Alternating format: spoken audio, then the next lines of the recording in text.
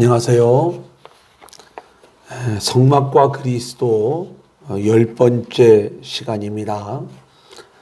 우리는 그동안 성막과 그리스도에 대한 이야기들을 함께 나누면서 성막이 어떻게 그리스도를 우리 가운데 보여주고 있는가, 그 내용들을 함께 나누어 왔습니다. 출애굽기 25장부터 31장까지 우리는 성막의 설계도에 대한 내용을 함께 나누었고요. 그리고 32장부터 34장까지의 말씀은 십계명 이야기를 나누는 가운데 금송아지 반역 사건, 그리고 이 일로 인하여 언약의 파기와 회복에 대한 이야기, 두 번째 십계명을 받을 때 산에서 내려오는 이 모세의 얼굴에 하나님의 영광, 광채가 드러나는 이야기, 그리고 그 얼굴을 수건으로 감싸는 이야기까지 우리가 함께 나누었죠. 이제 출애굽기 35장부터 40장까지의 말씀은 성막의 제작, 그리고 봉헌식에 대한 이야기를 담고 있습니다. 우리가 이 내용을 10번째 강의 그리고 11번째 강의로 나뉘어서 우리가 다루고 전체적인 강의를 마치고자 합니다. 자, 그러면 우리가 오늘 이 시간에는 35장부터 37장까지 성막의 제작, 우리가 그 내용들 함께 살펴보고자 합니다.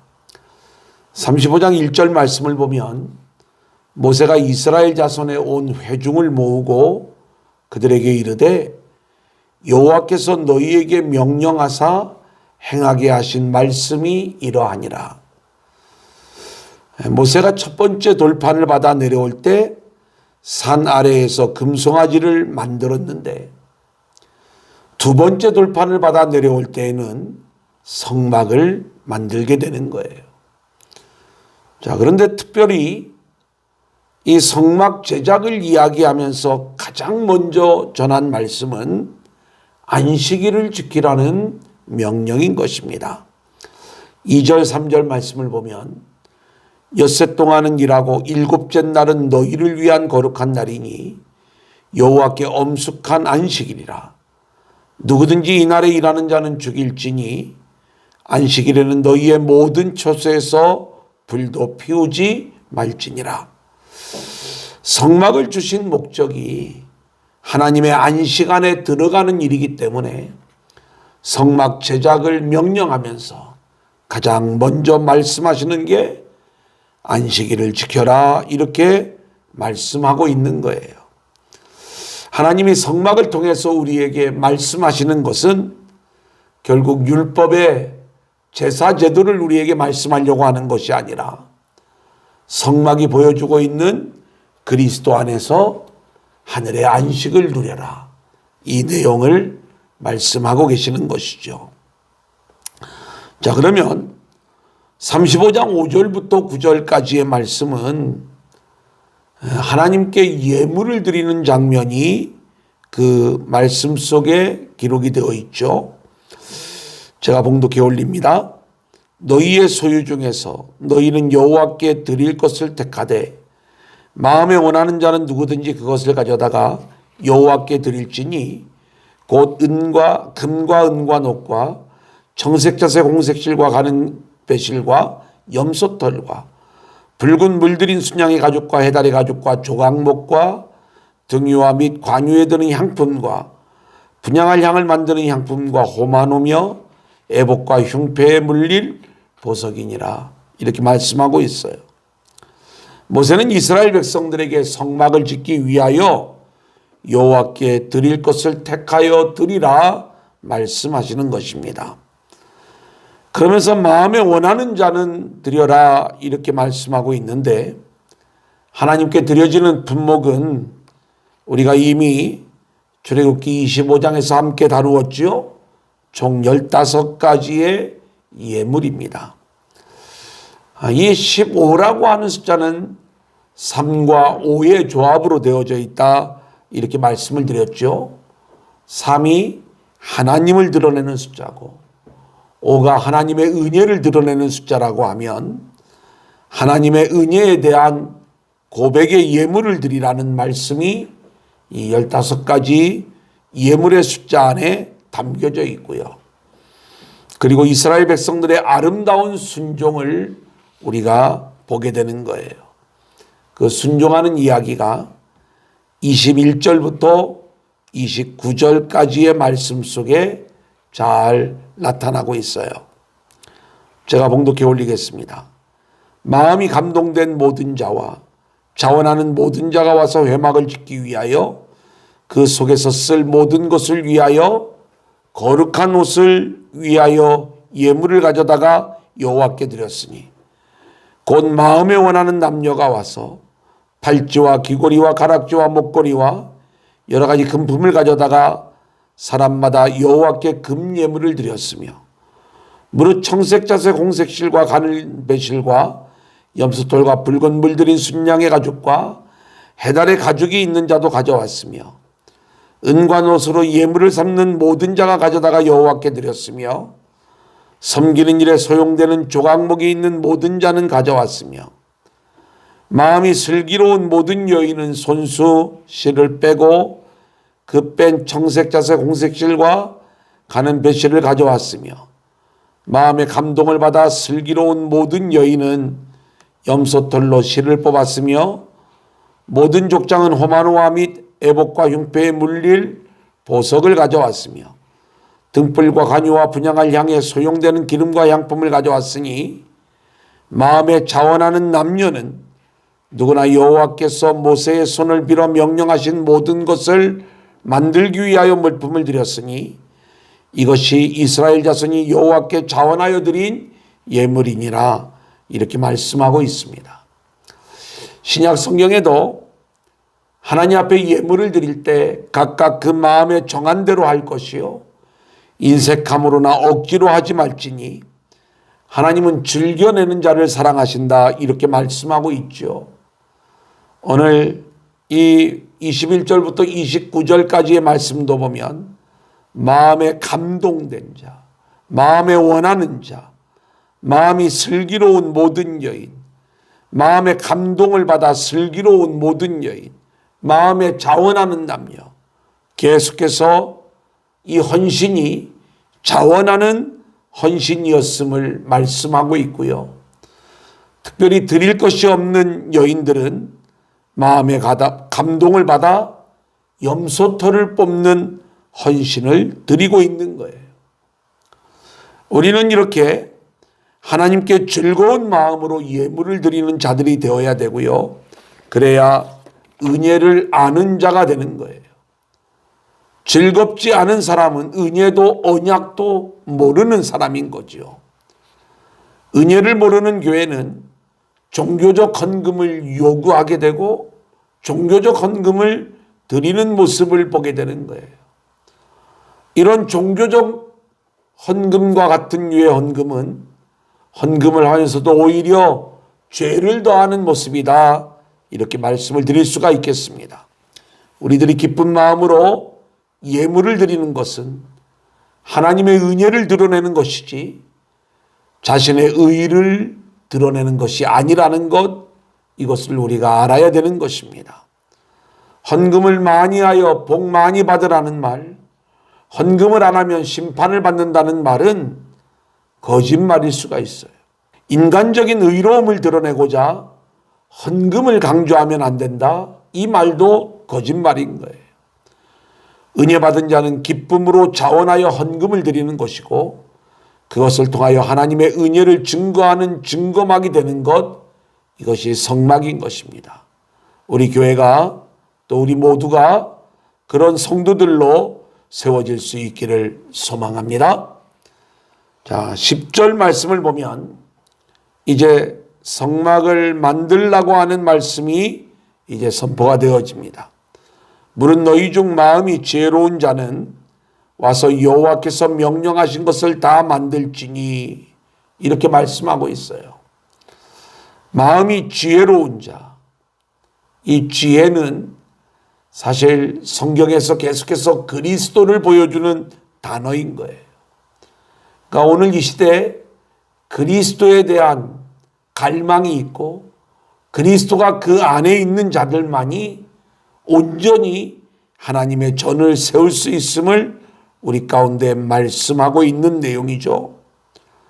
우리가 31장 6절 말씀을 보면 내가 또 단지파 아히사막의 아들 오홀리압을 세워 그와 함께하며 지혜로운 마음이 있는 모든 자에게 내가 지혜를 주어 그들이 내가 내게 명령한 것을 다 만들게 할지니. 그러니까 하나님이 부살렐에게 이 성막 제작을 명령하실 때에 오홀리압이라고 하는 돕는 자를 붙여주셨을 뿐만이 아니라 마음이 지혜로운 자들이 이 일에 함께할 것을 말씀하셨던 것, 우리가 함께 나눴던 내용 아닙니까? 바로 그 이야기를 이제 말씀해주고 있는 거예요. 자, 35장 11절로 19절까지의 말씀을 보면 이제 만들어야 될 목록들을 말씀해주고 있어요. 앙장과 덮개, 널판과 띠, 언약궤, 속죄소, 휘장, 또 상, 등잔대, 분향단, 번제단 물두멍, 뜰의 포장과 기둥, 그리고 제사장 예복, 이렇게 말씀해 주고 있습니다. 이 순서가 조금은 차이가 나는데 그 이유를 이제 우리가 이 제작 이야기를 할 때 말씀을 드리도록 그렇게 하겠습니다. 자, 30절로 35절을 보면 이 부분은 제가 좀 읽어드릴게요. 모세가 이스라엘 자손에게 이르되 볼지어다 여호와께서 유다지파 후레자 손자요 우리의 아들인 부살렐을 지명하여 부르시고 하나님의 영을 그에게 충만하게 하여 지혜와 총명과 지식으로 여러 가지 일을 하게 하시되 금과 은과 노스로 제작하는 기술을 고안하게 하시며 보석을 깎아 물리며 나무를 새기는 여러 가지 정교한 일을 하게 하셨고 또 그와 단지파 아히사막의 아들 오홀리압을 감동시키사 가르치게 하시며 지혜로운 마음을 그들에게 충만하게 하사 여러 가지 일을 하게 하시되 조각하는 일과 세공하는 일과 청색자세 홍색실과 가는 배실로 수놓은 일과 짜는 일과 그의 여러 가지 일을 하게 하시고 정교한 일을 고안하게 하셨느니라. 자, 이 말씀을 보면 성막 건축의 주역들이 부름을 받는 거예요. 부살렐, 오홀리압, 그리고 지혜로운 자들이 합류하고 있는 거죠. 특별히 하나님께서 이들에게 하나님의 영을 충만하게 하여 사명을 감당하게 하시는 것입니다. 성막을 짓는 일의 핵심은 하나님이 말씀하신 그대로 짓는 거예요. 하나님의 일은 하나님이 진행하고 계시는 것이죠. 그래서 출애굽기 25장 9절 물은 내가 내게 보이는 모양대로 장막을 짓고 기구들도 그 모양을 따라 지을지니라 이렇게 말씀하고 있고요. 출애굽기 36장 1절 부살렐과 오홀리압과 및 마음이 지혜로운 사람 곧 여호와께서 지혜와 총명을 부으사 성소에 쓸 모든 일을 할 줄 알게 하신 자들은 모두 여호와께서 명령하신 대로 할 것이니라 이렇게 말씀하고 있어요. 여기에 등장하는 부살렐 오홀리압 마음이 지혜로운 자들이 여호와의 명령대로 성막 지을 사명이 주어지는 것이고 그 말씀 그대로 순종하고 있는 모습을 우리가 보게 되는 것입니다.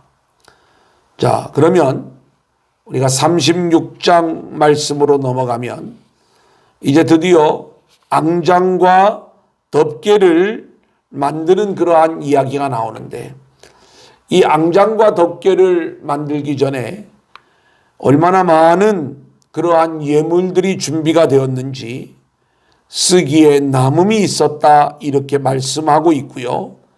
그리고 모세가 이 너무나 많은 것들을 가져와서 이제 그것을 중단시키기까지 하는 아름다운 모습을 우리는 보게 되는 거예요. 실제로 우리 안에 정말 교회 안에서 또 주의 일들을 우리가 감당해 나갈 때 이런 역사들이 지금 이 시대에도 있어져야 되는 것입니다.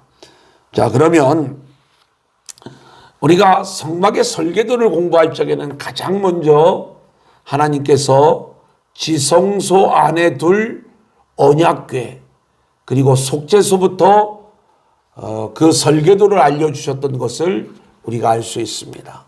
하지만 이제 이 성막을 지을 적에는 그 순서가 조금은 바뀌게 되는데, 자, 우리가 지금부터 좀 잠깐 성막 전체의 내용과 그 그림들을 보아가면서 우리가 함께 오늘 말씀의 내용들을 나누어 가도록 그렇게 하겠습니다.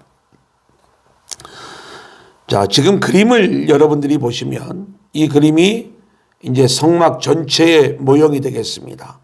여기 원으로 되어져 있는 이 동그라미 부분이 성막의 출입문이 되겠고요.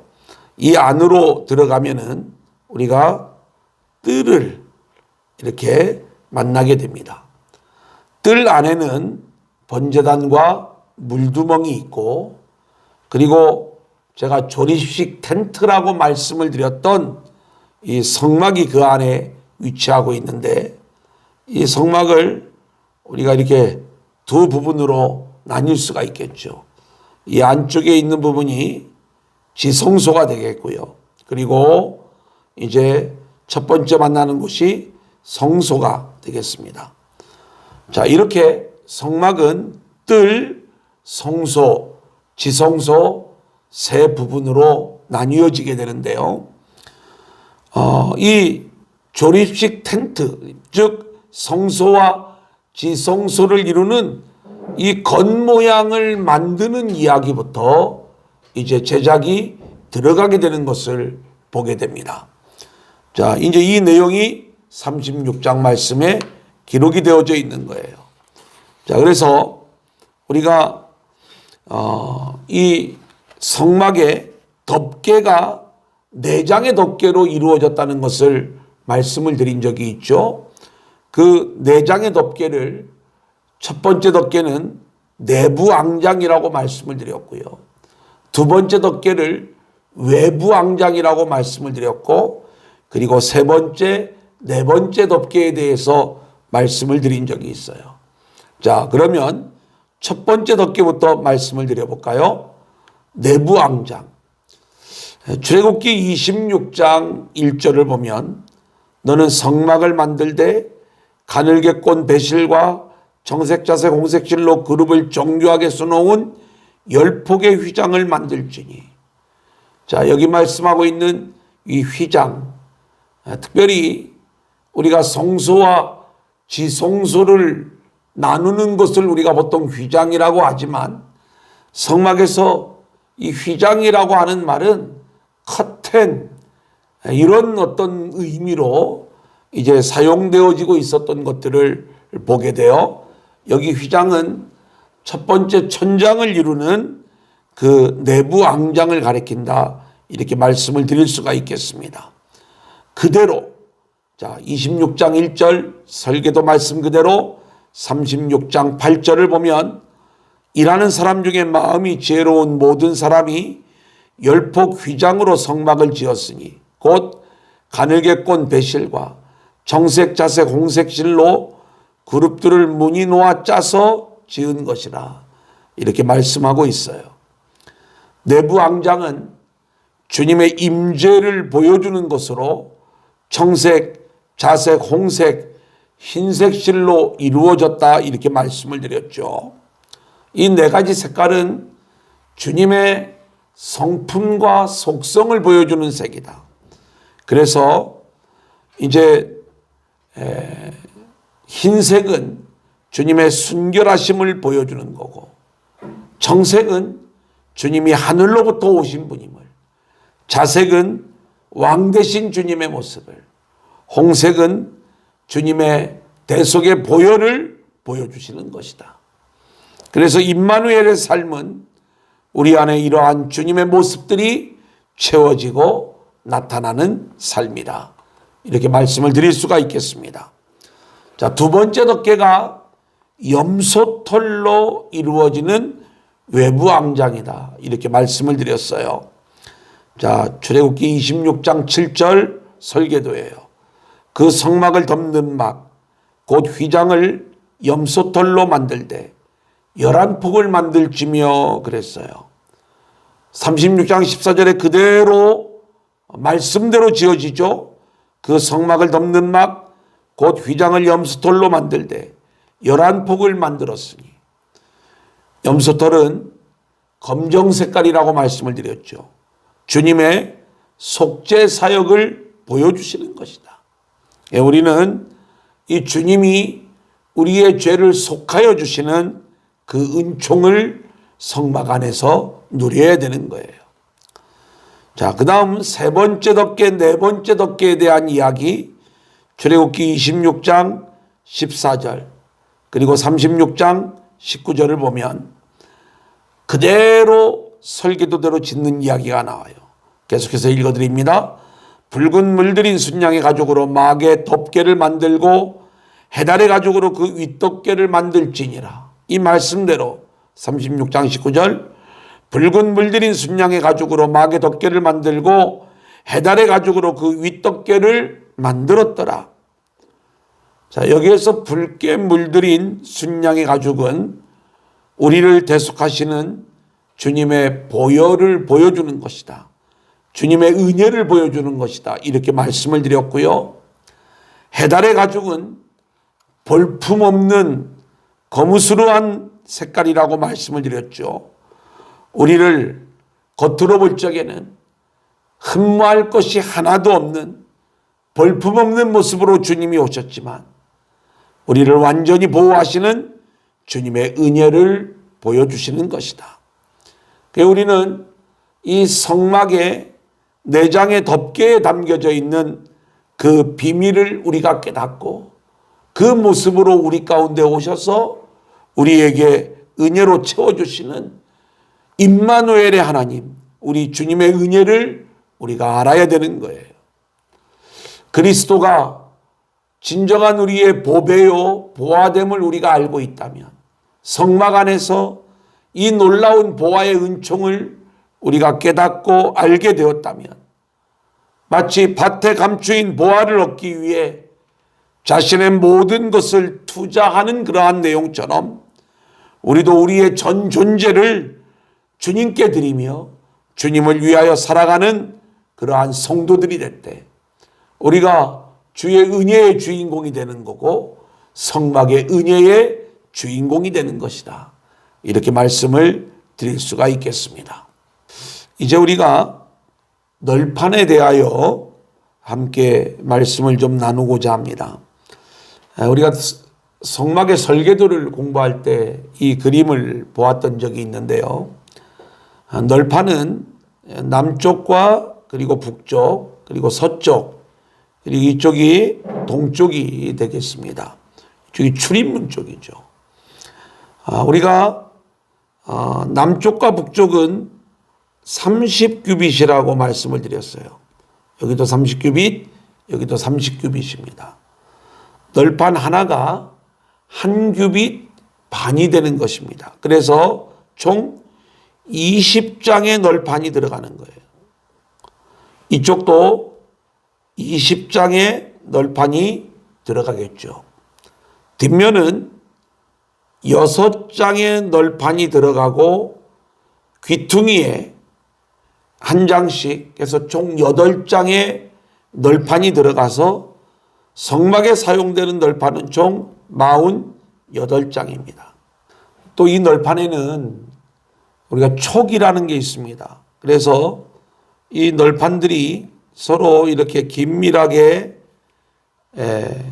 조립이 될 수 있는 것은 촉, 그 손이 나와서 옆에 있는 널판과 딱 맞아 들어가게끔 되어져 있죠.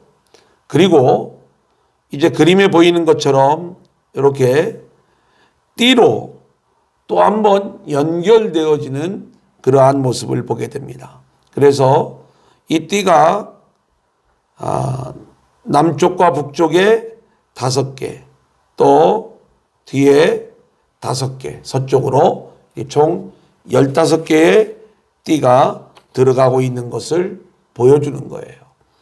자, 이 그림을 우리가 먼저 봤는데 이제 교환을 가지고 좀 말씀을 드리면, 널판은 그리스도의 인성과 신성을 보여주는 것이면서 동시에 그리스도로 옷 입은 성도들의 모습을 보여주는 거예요.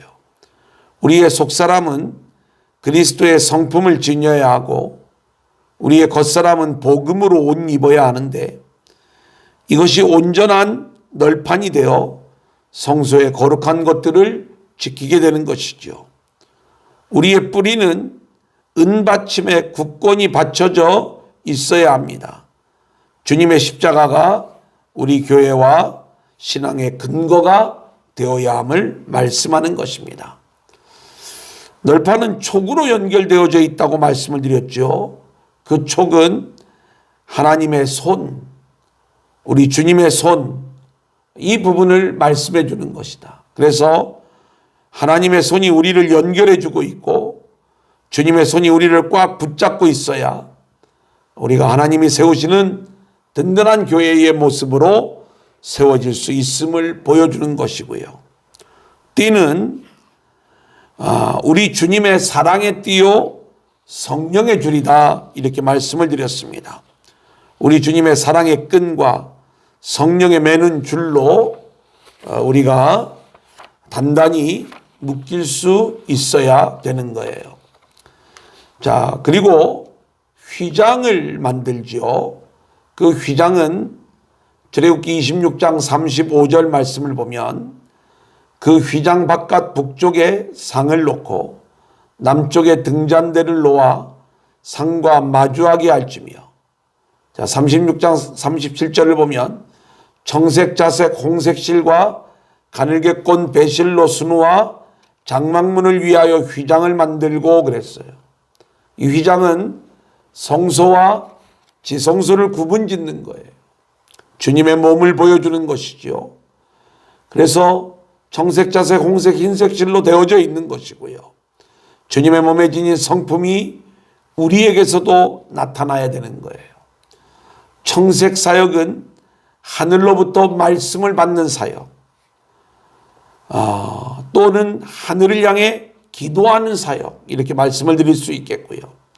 자색 사역은 하나님의 왕되심을 드러내는 사역, 홍색 사역은 기꺼이 십자가의 길을 걸어가는 사역, 흰색 사역은 그리스도의 성품을 온전히 닮아가는 성화의 사역이다, 이렇게 말씀을 드릴 수가 있겠습니다. 휘장이 찢어지고 하나님의 존전으로 나아가는 길이 십자가로 열리게 되었지요. 우리는 이제 십자가를 붙잡고 지성소로 들어가는 복음의 삶을 살아야 되겠다. 우리는 늘 이 휘장을 볼 때마다 주님의 찢기신 몸을 생각해낼 수 있어야 됩니다. 자, 이제 이 휘장 안쪽에 있는 지성소에 대한 이야기 우리가 함께 나누도록 하겠습니다. 이 지성소에는 언약궤와 속죄소가 있는 것을 우리가 보게 되죠. 자, 그러면 그림을 통해서 우리가 이 내용들을 살펴보도록 그렇게 하겠습니다. 지금 여러분들이 보시는 그림이 언약궤 그리고 속죄소에 대한 그림입니다. 자, 언약궤를 보면 우리가 그동안에 언약궤를 공부했던 그 기억들이 좀 나기를 원하는데, 이 언약궤는 우리가 길이가 2.5 규빗으로 되어져 있고 그리고 너비가 1.5 규빗으로 되어져 있는 것, 물론 높이도 1.5 규빗이죠. 기억나세요? 이 2.5는 5의 절반이고 1.5는 3이라고 하는 숫자의 절반이다. 그래서 이 성막을 특징 짓는 숫자가 5와 3으로 되어져 있을 적에 하나님의 은혜를 드러내는 게 성막이라고 이야기했을 때 왜 절반만 보여주는가? 그것은 우리가 성막을 통해서 볼 수 있는 것, 부분적으로 보는 거고, 주님이 오셨을 때 우리가 온전한 모든 내용들을 볼 수가 있다. 이렇게 말씀을 드렸습니다. 자, 이 그림을 보면 이 안에 두 돌판만 일단 들어가 있죠. 히브리서의 말씀을 보면 만나를 담은 항아리와 아론의 쌍난 지팡이가 그 안에 담겨져 있음을 보게 되는데, 자, 이 두 돌판 이야기, 또 만나를 담은 항아리 이야기, 그리고 아론의 쌍난 지팡이 이야기 속에는 하나님의 은혜와 인간의 불순종이 담겨져 있는 거예요. 자, 그것을 덮는 걸 우리가 속죄소 이렇게 이야기를 합니다. 그래서 지금 이 언약궤를 덮는 뚜껑이 속죄소가 되는 걸 보게 되고요. 속죄소 역시 길이는 2.5 그리고 너비가 1.5 규빗이 되고 이 두께를 이야기하지 않아요. 그 이유는 하나님의 은혜는 측량할 수 없는 은혜임을 보여주는 것이라고 말씀을 드렸고요. 이렇게 그룹 사이, 이게 그룹이거든요. 여기에 자정하신 우리 주님, 그 주님이 대속의 피를 받으시고 우리의 모든 죄를 용서해 주시는 그 의미가 바로 언약궤 속죄소 안에 담겨져 있다. 이렇게 말씀을 드릴 수가 있겠습니다.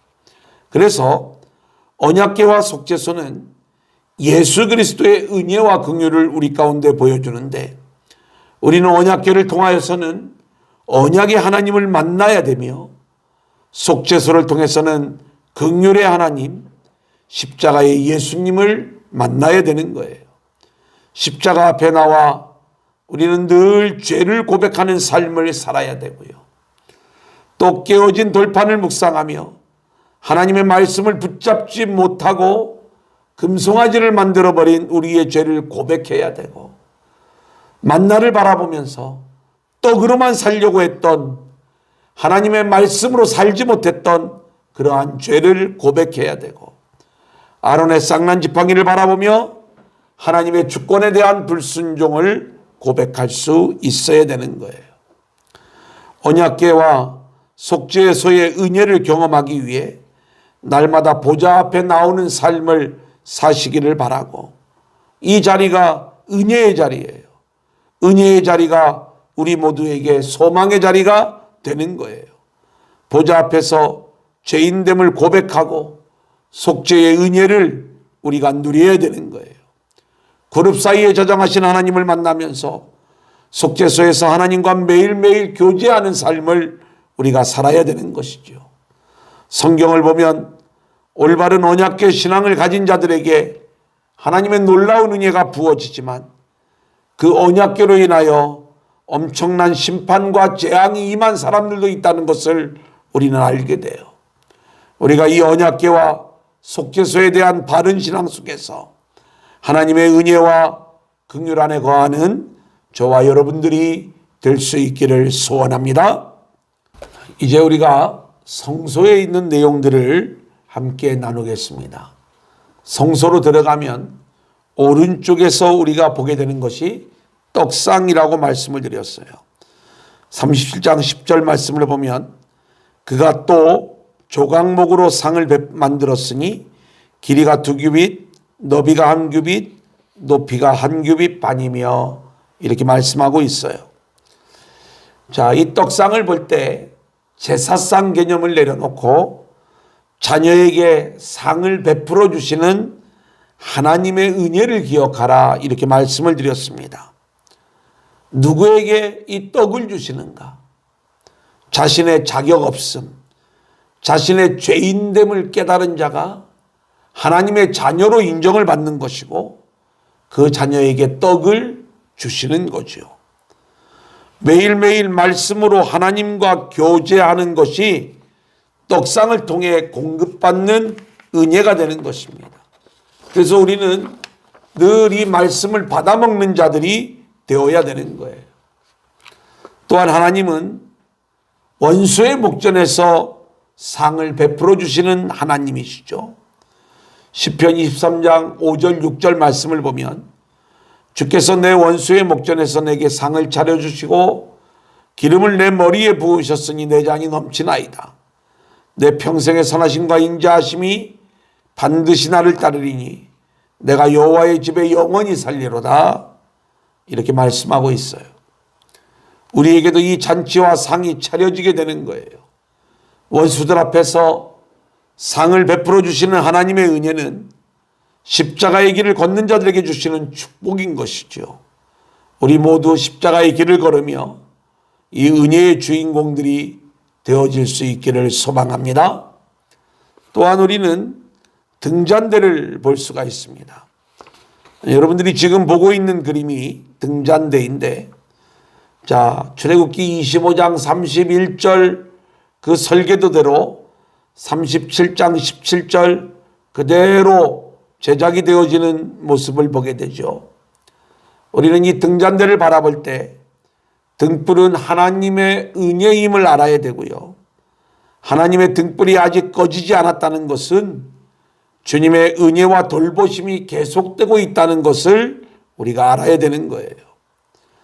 하나님의 등불이 꺼지지 않았다는 것은 말씀의 조명을 받을 수 있음을 의미하는데, 자, 사무엘상 3장 3절을 보면 하나님의 등불은 아직 꺼지지 아니하였으며 사무엘은 하나님의 궤 있는 여호와의 전안에 누웠더니, 사무엘상 3장 21절 여호와께서 실로에서 다시 나타나시되 여호와께서 실로에서 여호와의 말씀으로 사무엘에게 자기를 나타내시니라.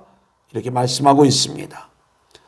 이 등잔대가 말씀을 비추고 있어요. 그래서 등불이 꺼지지 않았다면 말씀이 아직 살아있는 거예요. 교회 시대는 영적 암흑기이지만 등불이 꺼지지 않았어요. 주님이 오셔서 온전한 빛을 비추실 때까지 우리는 등불을 켜고 말씀의 빛을 비춰야 되는 것이죠. 계시록 1장 12절 13절 말씀을 보면 등잔대 사이를 거니시는 주님의 말씀이 나와요. 봉독해 올립니다. 몸을 돌이켜 나에게 말한 음성을 알아보려고 돌이킬 때에 7 금촛대를 보았는데 촛대 사이에 인자 같은 이가 발에 끌리는 옷을 입고 가슴에 금띠를 띠고, 여러분, 주님이 그 등잔대 사이를 거니시는 모습은 교회에 은혜의 불이 켜져 있는 모습이에요. 우리 교회가 주님의 살아계신 교회가 맞다면 말씀의 등불이 계속 타올라야 하는 것이고, 우리 모두의 심령 역시 말씀의 등불이 타올라야 되는 것이죠. 그렇게 교회는 끊임없이 진리의 빛, 생명의 빛을 비추어야 되는 거예요. 등불은 등잔대 위에 있어야 하며 끊임없이 기름의 공급이 있어야 계속 타오를 수가 있습니다. 저와 여러분은 지속적인 성령의 충만을 덧입어야 되고 끊임없이 말씀으로 채움을 받아야 되는 거예요. 그렇게 끊임없이 불타오르는 등불이 되어 가는 곳마다 진리의 빛을 비추는 교회와 성전으로 세워지는 저와 여러분들이 되어야 할 줄로 믿습니다. 이제 성소의 세 번째는 분향단입니다. 여러분들이 지금 그림으로 보고 있고, 이건 우리가 이제 모형물이지만 우리가 실물을 한번 본 적이 있죠. 자, 출애굽기 30장 1절 2절의 설계도대로 37장 25절 그가 또 조각목으로 분향할 제단을 만들었으니 길이는 한 규빗이요 너비도 한 규빗이라. 네모가 반듯하고 높이는 2 규빗이며 그 뿔들이 제단과 연결되었으며, 이렇게 말씀하고 있어요. 분향단은 기도의 제단입니다. 분향단에서 향을 끊임없이 피워야 하는 것처럼 하나님 앞에서의 기도는 중단되면 안 되는 거예요. 우리가 자기를 위한 종교적 기도가 아닌 하나님의 뜻을 구하는 복음적인 기도를 끊임없이 올려드리고 그 응답을 받는 저와 여러분들이 될 수 있기를 소망합니다. 자, 오늘 전체적인 내용 성막을 제작하는 이야기. 자, 그 내용 중에 이제 안식일을 지켜라. 그리고 무엇을 만들 것인지. 또 15가지 예물의 이야기. 그리고 성막을 짓는 성막의 주역들의 이야기. 그리고 이제 내장의 덮개와 그리고 널판에 대한 이야기. 조립식 건축물이었죠. 그리고 휘장 이야기. 그리고 지성소에 있는 언약궤 속죄소의 이야기. 그리고 성소에 있는 떡상, 등잔대, 또 분향단까지 우리가 살펴보았습니다. 이제 다음 시간에 나머지 이제 뜰에 있는 내용들, 무엇이 또 제작되어지는가, 그 성막의 완성과 봉헌에 대한 이야기를 우리가 다음 시간에 나누도록 하겠습니다. 오늘도 수고하셨습니다. 감사합니다.